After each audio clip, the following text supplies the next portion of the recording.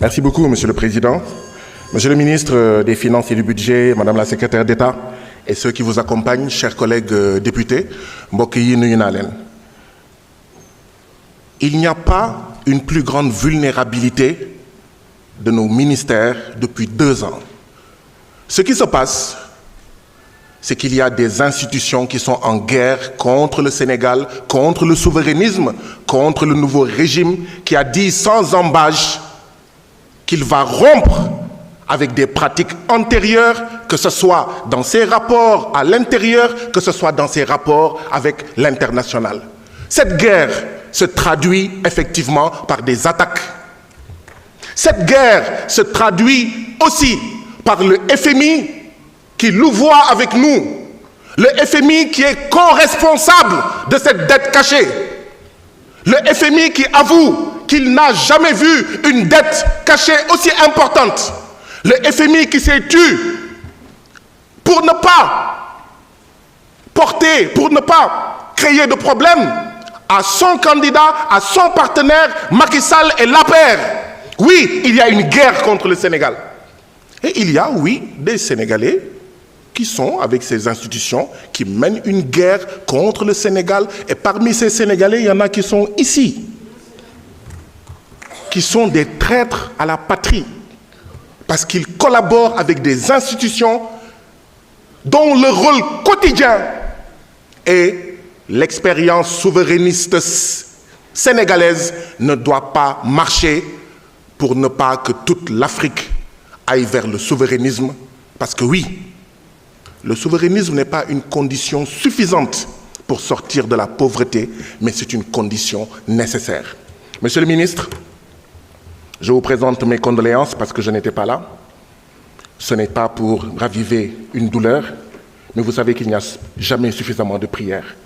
Je prie pour notre enfant, qu'il repose en paix.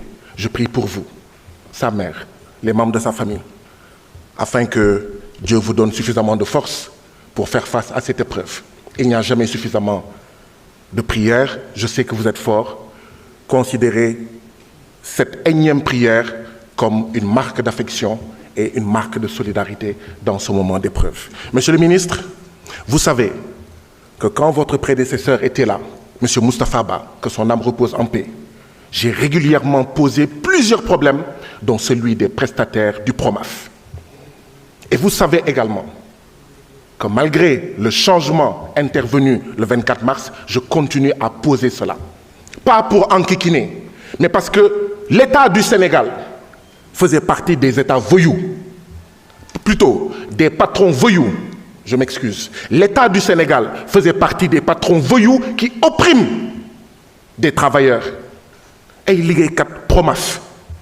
10 ans, 15 ans, plus de 15 ans, chaque année, on renouvelle des contrats. La rupture, c'est aussi cela. Je sais votre volonté personnelle de changer cela. Je veux savoir où est-ce qu'on en est. Parce que ça ne peut pas continuer 2 ans après. Ça ne peut pas continuer.